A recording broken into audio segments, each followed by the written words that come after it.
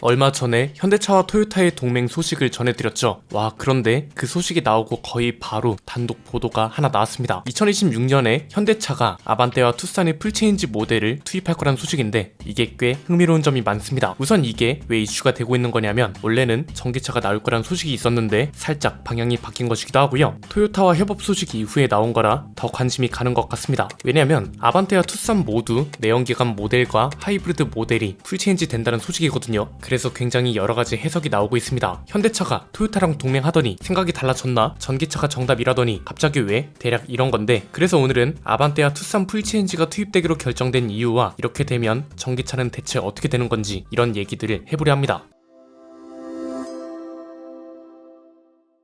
단독, 현대차 2026년 차세대 아반떼 투싼 도입, 내연기관 수명 연장. 이것만 보면 전기차 시대는 끝난 것 같고 역시 정답은 내연기관 차다 이런 생각을 하는 분들도 계실 것 같은데요. 일단 보도에 따르면 현대차는 이미 아반떼와 투싼이 풀체인지 모델 개발 프로젝트에 착수했다고 합니다. 신차 프로젝트 명도 아반떼는 CN8, 투싼은 NX5 각각 8세대 모델과 5세대 모델을 뜻하는 코드명으로 정해졌다고 하고요. 출시 시기는 2026년 상반기, 출시 모델은 가솔린과 하이브리드 두 가지인 것으로 알려졌습니다.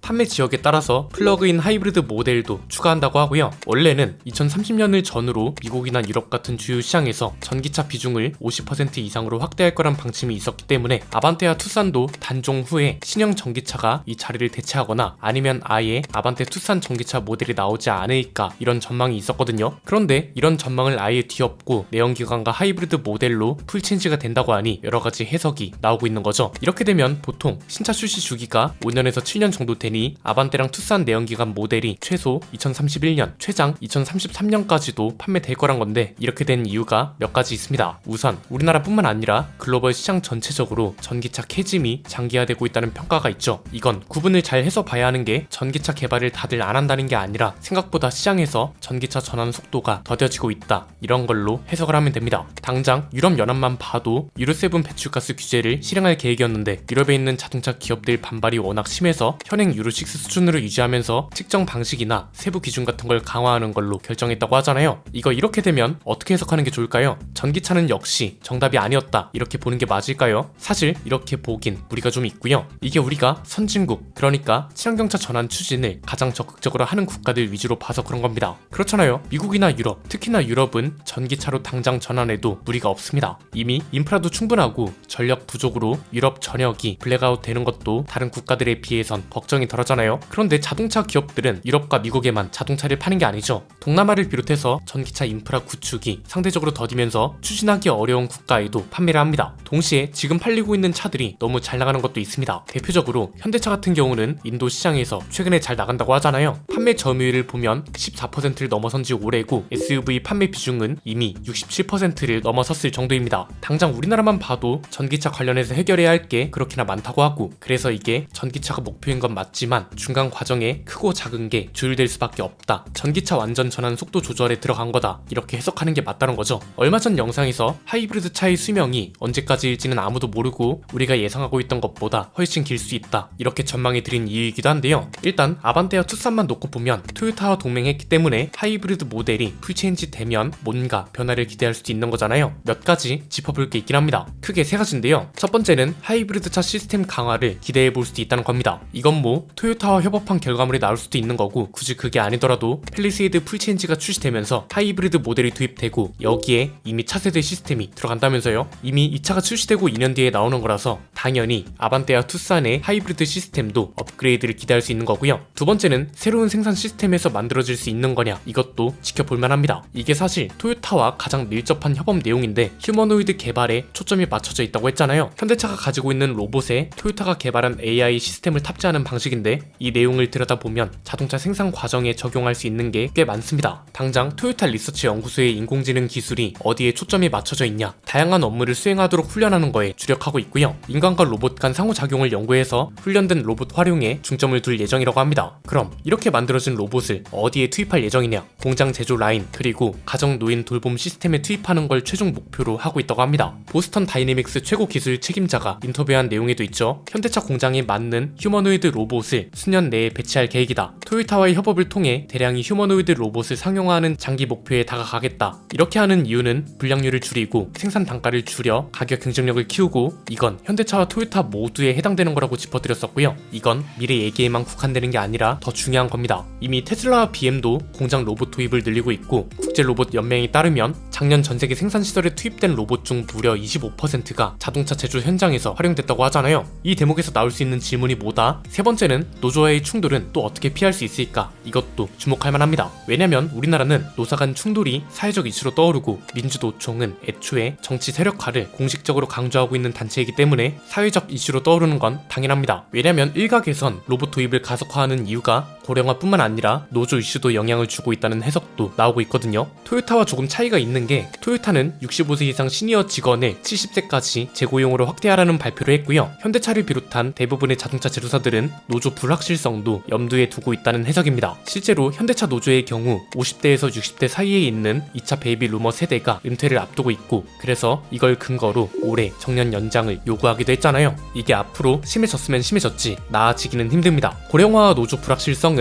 갈수록 심해질 거고, 기술 발전으로 기업들은 로봇 도입을 선호하고 있고, 이미 자동차 공장 쪽에서 로봇 활용도가 굉장히 높다고 하는 상황이기 때문에 바꾸려는 자와 지키려는 자 사이의 충돌은 이미 예견되어 있다는 거죠. 여기서 요구되는 건 이제 노조와의 전쟁을 어떻게 치르느냐가 아니라, 이게 어쨌든 앞으로 나아가야 할 문제인 건 맞잖아요. 로봇 도입은 당장 현재 있는 고용 시장에 영향을 주긴 하지만 AI 도입 자체가 새로운 고용 창출이 가능하다는 평도 있습니다. 최근에 국내에서 논문이 하나 발표됐죠. 성남길 서울시립대 경제학부 교수를 중심으로 한국은행경제연구원에서 발간하는 경제 분석에 우리나라 기업이 자동차 기술 도입이 고용량과 임금에 미친 영향에 관한 실증 분석이라는 논문을 게재했습니다. 내용이 방대한데 간단히 요약하면 이렇습니다. 실제 로봇과 인공지능을 도입하면서 고용량과 실질 임금 변화에 미치는 영향을 분석한 논문이고요. 조사 결과가 꽤 흥미로웠습니다. 로봇을 도입한 기업의 총 종사자 수 변화율이 로봇을 도입하지 않은 기업보다 약 2% 낮게 나타났다고 합니다. 현대차가 포함되어 있는 대기업으로 범위를 좁혀보면 로봇을 도입한 대기업의 고용량 변화율이 도입하지 않은 대기업보다 약 4.2% 낮았다고 하고요. 실질 임금 변화율은 약 3.5% 높게 나타났다고 합니다. 이건 무슨 말이냐? 로봇을 도입해서 자동화를 해봤더니 고용이 줄어들었다는 거죠. 그런데 또 인공지능 기술을 도입한 대기업은 도입하지 않은 대기업보다 고용 변화율이 1.6% 높은 걸로 나타났다고 합니다. 인공지능 기술은 오히려 고용을 늘리는 효과를 가져왔다는 거죠. 이게 약간 구분이 필요한 게, 로봇은 노동자를 대체하지만 인공지능 자체가 노동을 대체하지는 않는다, 이렇게 해석할 수 있는 거고요. 저자가 한 말을 그대로 인용해 보면 오히려 인공지능의 고용 창출 가능성이 부분적으로 확인됐다. 그리고 로봇과 인공지능의 도입이 국내 기업의 생산성 향상을 통해 국제 경쟁력을 제고할 것이라는 점은 명확하다, 이런 평가를 내놨습니다. 어렵게 느껴질 수 있는데 그냥 쉽게 풀어서 설명하면, 로봇과 인공지능 도입이 기업 경쟁력을 키우긴 하지만 자동화 기술이 노동을 대체하면서 기술적 실업을 초래할 가능성이 있으니 이걸 대응할 수 있는 정책적 노력이 필요하다는 거죠. 자동차 기업이 특히나 로봇 도입에서는 두드러지고 있어서 현대차와 토요타의 협업을 시작으로 현대차가 이 문제를 어떻게 헤쳐나갈지도 주목되는 이유입니다. 일단 아반떼와 투싼 풀체인지 모델 투입 결정이 주는 의미가 꽤 큰 겁니다. 여기서 우리가 헷갈리면 안 되는 게, 전기차는 역시 정답이 아니었네, 이런 걸 시사하는 게 아니라 완전 전기차 시대가 예상보다 늦게 올 수도 있겠구나,